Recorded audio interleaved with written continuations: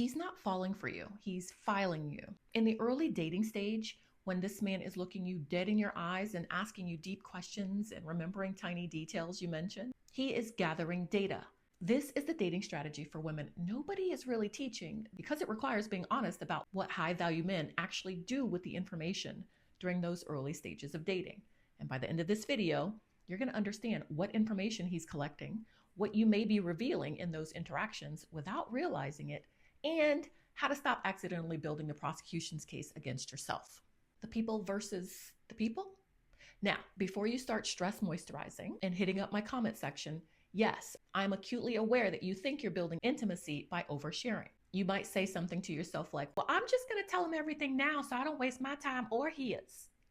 Meanwhile, this man has quietly opened a mental folder labeled things to bring up during future conflict with subfolders. Now, if you're the kind of woman who's done the work, the emotionally intelligent, self-aware one, and somehow you still end up getting blindsided by men you trusted too soon, this video was made for you because nobody taught you what the early dating stage is actually for. Now listen, before you confuse my care with condescension, just know the hyenas that raised me didn't teach me either. Me and you will never part.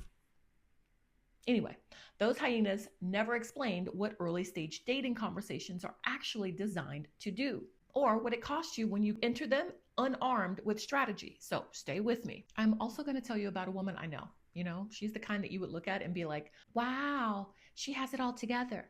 She handed him her complete file in the first 3 dates. And what he did with it later, oof, we'll get there. But first, I bet you're wondering, okay, but how do you know this? Because I spent years marketing to the 1% of the world, the rooms, the access, the men sitting at the very top of the food chain pretending they just value authenticity. And I now live in one of the smallest, most discreet countries on earth. When you overhear enough conversations in environments like this, eventually you realize powerful men do not date the way dating coaches say that they do. I know how they think and how they move. And I know exactly what they're doing when they start asking you questions. All right, let's get into this presentation. It's not about becoming cold or performing mystery. Although my daddy did always say, a little mystery never hurt nobody. Now, I know a lot of you are thinking being open is how you build a real connection. And you would be right. With the right man at the right time, after the right evidence has been presented to you.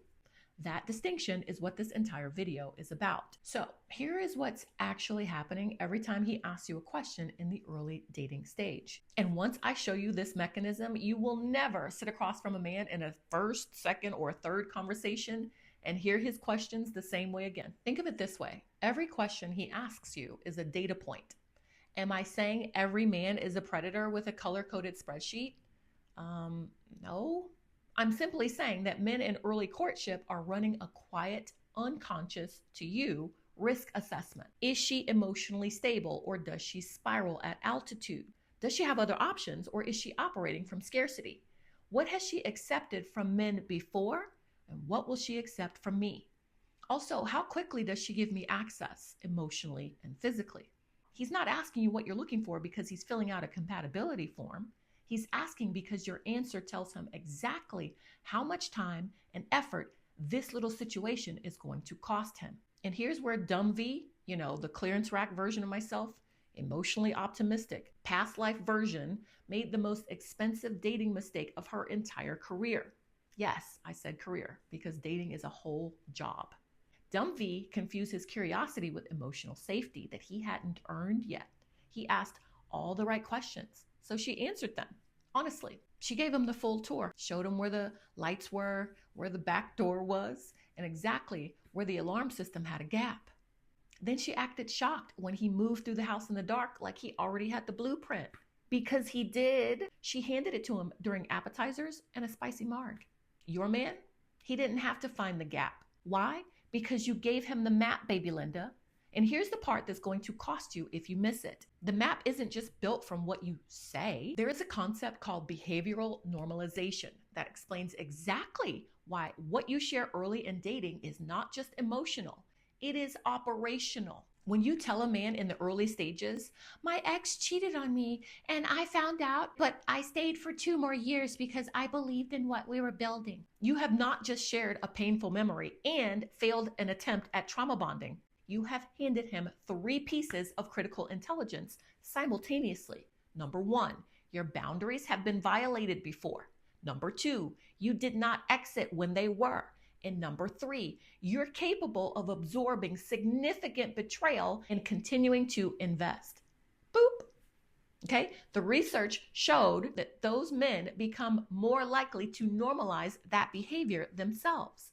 Sometimes your admission introduces the possibility. That's why if every man you've ever dated has lied, cheated, gaslighted, they've all shared the same behavior, you need to ask yourself, did you quietly teach them that you would tolerate it? Did you quietly teach them that when another man crossed a boundary and you stayed, his fear of losing you dropped significantly? Okay? He stopped seeing that kind of behavior as relationship ending. You just taught him. After all, the last guy did it and you stayed with him, didn't you? Now, I'm not saying it's you. Again, this video isn't about victim blaming. Unless you are to blame, then yes, we need to have a talk. But there is a caveat. Now, a man with genuine character files your admission under, oh, she's been through enough emotionally and I want to show up differently for her. But a man who's still deciding what kind of man he wants to be with you, he files it under duly noted. And that file, well, it never expires. It doesn't disappear when his feelings deepen. It sits in the middle of his mind, quietly, available for retrieval, not if, but when. Just remember, when you're dating, you're not in a confessional. You're in a deposition, and everything you say can and will be used. Knowing how to respond in situations like this is exactly what we work through inside of the Dating Strategy Lab. Not just understanding it here, but practicing what it looks and sounds like when an emotionally fluent man is sitting across from you, asking you the right questions. An accountability partner, real practice conversations, homework, and group coaching. Because some of y'all are one good morning text away from revealing classified information to a man who eats gas station sushi. Link is in my bio. Now, earlier I told you about a woman I know, okay? She's sharp and self-aware. Literally every box is ticked. So she met a man in the early stages who felt refreshingly honest, okay? He was attentive and curious about her. He asked her all the right questions. And because she felt safe, she answered them. All of them. She told him about her past relationship that destroyed her, what happened, how long she stayed, and why she stayed. She thought she was building intimacy. What she was actually doing, though, was handing him a fully annotated blueprint of her tolerances. So months later, when the behavior started, it was not random. He didn't have to guess what she would tolerate. She told him on date number 1. That is a strategy problem. Here's what I need you to understand. The most compelling, pursued, and chosen women are not the women who give everything away immediately. They are the women who make a man feel like he is constantly getting closer to something, but without ever fully arriving. And as far as I'm concerned, he may never fully arrive. But that's a topic for a whole nother video. When was the last time you saw a man obsessing over an open book? I'll wait. They obsess over mystery, slow building momentum. They obsess over stories they can't stop reading because they want to know what happens next. Okay? Give him a sentence that lingers in his mind long after, that'll distract him while he's working or on a drive, and then silence after that, and let that take up space. Now you understand what information goes into his file. But here's what most women do immediately after they learn this framework. And it's the exact move that cost them their next relationship. They use it to autopsy the past instead of protecting the future. They spend their new clarity on old pain. Don't do that. This framework is not a grief tool. It's a strategy tool, and it only works in one direction, forward. Here's what I know about you if you're still watching. You are smart and self-aware. And you're realizing that knowing this strategy intellectually is very different from executing it in real time with a magnetic or successful, emotionally fluent man sitting across from you saying exactly the right things. The gap between knowing and doing, that's what we close inside of the Dating Strategy Lab. The goal isn't to become guarded. It's actually to become precise.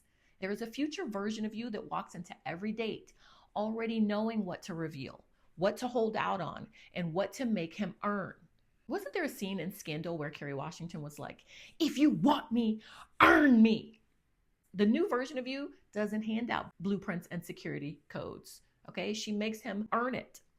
And the men worth keeping, they show up without being asked. And the ones who don't, file closed. Now you know what goes into his file and how to control the narrative from day one. The next video, how the women in elite rooms understand this instinctively. So while most women are reacting emotionally or over-explaining or trying to fix the connection, these women quietly make one calibrated move that shifts the entire power dynamic in her favor. And because he can't fully identify what just shifted, he starts reevaluating everything. That's the uncertainty that pulls him in deeper. That's the next video.